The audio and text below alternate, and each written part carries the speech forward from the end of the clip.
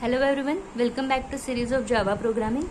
In this video we are discussing Java static data variable. First of all we will see one program based on this concept. Here is a simple program. We have defined a class college. Here is a count variable which is initially having value 0.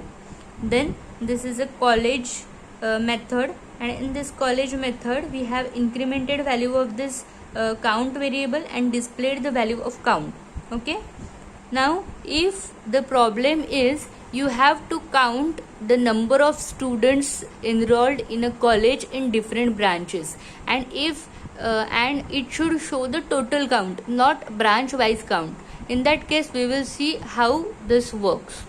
Here we have created in main class we have created an object of class CS1, then we have created object of class IT1, and we have created an object of class CS2.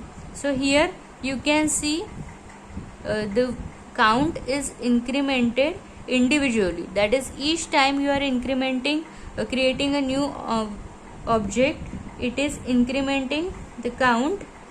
This is not a method, this is a constructor of this college class. Okay, so whenever you are creating an object, the constructor will be called automatically and this count will be incremented. But if you are not using static variable, the count will incremented individually, and we don't want individual increment. We want our program should show the total count. So this will be possible only with the help of a static variable or static keyword. So we have to apply this static keyword before defining a variable. So it will act as a global variable now, and it will increment the count of variable, that is at the end of execution the value of count will be 3. Okay, so this is the main concept behind static variable. We will discuss some properties of static variable. A static variable is a class variable used to refer common property of all the objects. So it is referring common property of all the objects, that is values incremented will be commonly indicated by this count variable.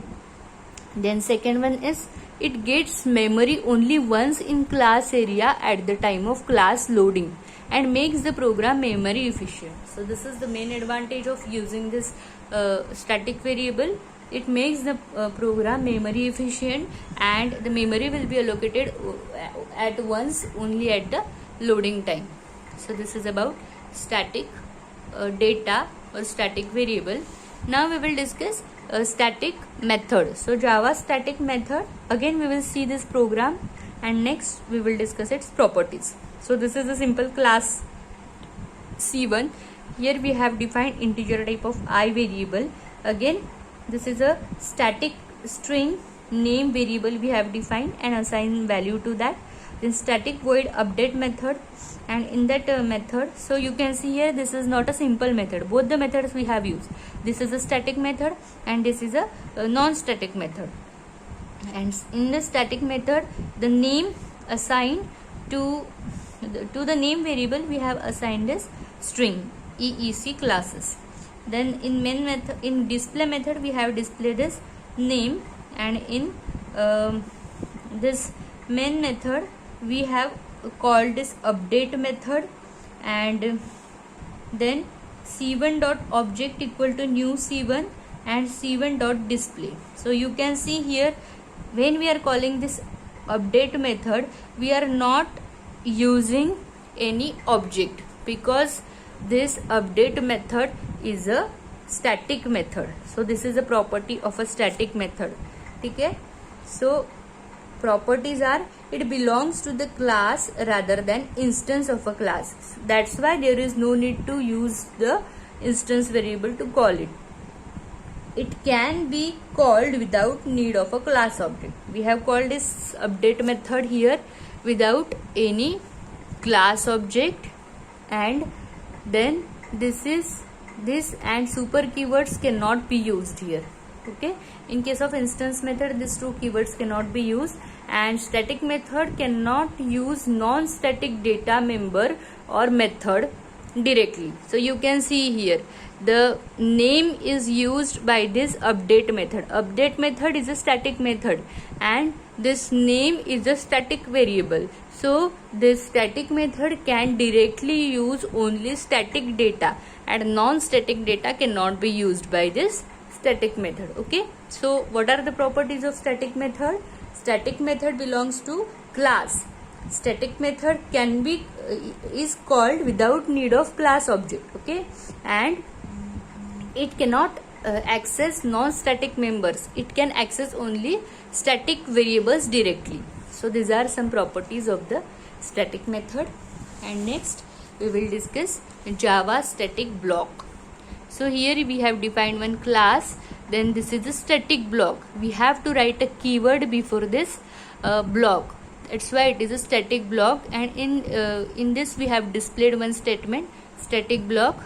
This is a main method and these are some statements that we have written in the static main method.